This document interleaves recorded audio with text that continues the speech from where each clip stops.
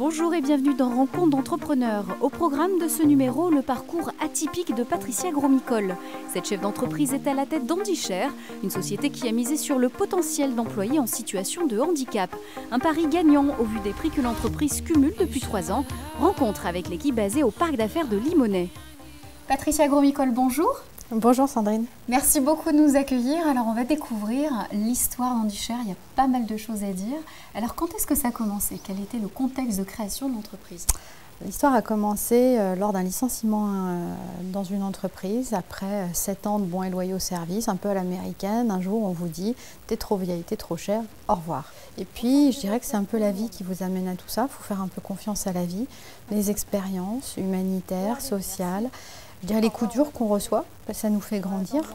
Moi notamment des pépins de santé lourds avec un accident de train à l'âge de 17 ans qui m'ont fait réaliser que finalement dans le domaine du handicap, certaines possibilités étaient offertes à des personnes qui ont des handicaps très lourds, notamment des handicaps mentaux, avec des accueils en milieu socio-médical, ce qu'on appelle les ESAT, établissements et services d'aide par le travail, et qu'en revanche pour des personnes qui ont un accident de la vie qui n'était évidemment pas prévu, un jour tout peut s'écrouler parce qu'on ne peut plus exercer son activité professionnelle, qu'on est obligé de redémarrer un nouveau métier, qu'on ait 20, 30, 40 ou 50 ans, et que ce n'est pas toujours simple parce qu'on est dans une France et dans des métiers où on clone les gens. Tu as fait ça, tu referas ça.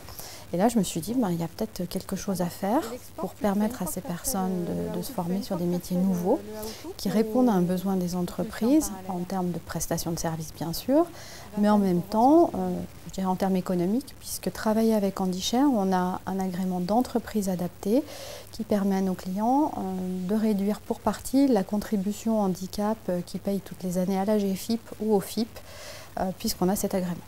Voilà. Alors, au niveau de l'entreprise HandiShare, concrètement, quel est son marché, son domaine d'activité aujourd'hui? HandiShare est une entreprise comme les autres, au détail près, qu'elle accueille 100% de salariés handicapés. Et elle propose à ses clients des missions d'assistance aux fonctions support. Donc assistance en ressources humaines, en informatique, en comptabilité, en commercial. Quels chiffres clés avez-vous réussi à faire de votre entreprise? Est-ce qu'on peut parler peut-être nombre de salariés aujourd'hui, chiffre d'affaires, tous ces chiffres clés d'HandiShare? On vient de fêter nos 3 ans, on est 10, tous en CDI bien sûr, et on dépasse les 300 000 € de chiffre d'affaires. C'est petit encore, sachant que comme toute entreprise, c'est l'aventure. C'est une aventure qu'on vit ensemble avec une équipe très soudée. Et c'est la réussite d'une équipe, ce n'est pas une seule personne, c'est la réussite de toute l'équipe. On a eu par exemple un très gros coup de Trafalgar, quand on met la voile, on hisse la voile, c'est parfois compliqué, avec notre plus gros client qui faisait 40% du chiffre d'affaires en début d'activité, qui a arrêté pour des raisons économiques. Début 2014, on s'est réunis en se disant 40% de chiffre d'affaires en moins, c'est colossal. On arrive à la fin de l'année, on a récupéré ce qu'on avait perdu et on a même dépassé l'année dernière. Donc c'est compliqué, c'est dur. Mais avec, je dirais, une équipe motivée qui a envie d'y arriver, on y arrive, la preuve. Voilà. Et la preuve, effectivement, c'est qu'aujourd'hui, donc, vous êtes membre de différents réseaux de l'entrepreneuriat et puis autres. On a par exemple le membre du réseau Entrepreneurs d'Avenir. Vous êtes signataire de la charte diversité, également labellisé Lyon Ville équitable et durable. De 2011 à 2014, les prix affluent et il y en a encore, même à l'heure actuelle, on attend des délibérations. Plus de 6 prix déjà remportés. Toute cette reconnaissance du métier des entrepreneurs, tous ces réseaux auxquels vous appartenez, ancrent réellement HandiShare dans le tissu économique lyonnais. Est-ce que ça donne des idées aux autres entrepreneurs? Est-ce que ça vous rassure sur l'idée qu'il fallait bien se lancer là-dedans et je suis très contente?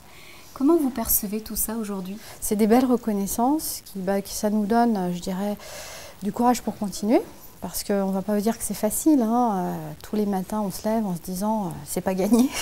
Même si on estime qu'aujourd'hui c'est un bon début, on a toujours gagné de l'argent, on a un plan d'intéressement pour les salariés depuis la 2e année. Et cette année, bonne nouvelle, il y aura aussi quelque chose.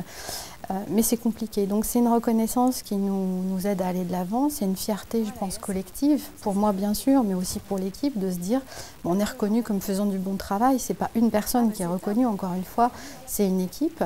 Donc voilà, et puis la participation à d'autres réseaux, je pense à Entrepreneurs d'avenir, c'est des réseaux, je dirais plus sur la durée. On a eu les réseaux qui nous ont aidés à nous lancer. Là, ce sont des réseaux qui aident à développer avec partage de valeurs communes. Et ça, c'est très important de trouver dans l'économie des personnes qui ont des valeurs proches des nôtres. Patricia Gromicole, dernière question, si c'était à refaire? Je fonce tout de suite. Même si c'est du 15-17 heures par jour, je dirais qu'on ne le fait pas pour ça. On ne le fait pas pour s'enrichir, il faut le savoir. Mais on le fait par passion. Merci beaucoup. Merci à vous. Au-delà de son profil de chef d'entreprise, Patricia Gromicole est mère et femme de cœur. C'est justement en famille qu'elle s'est investie dans la réalisation d'un livre photo dont la vente permet de construire des écoles à Madagascar. Un engagement proche de celui d'Andy Cher qui prouve que l'on peut entreprendre avec du sens.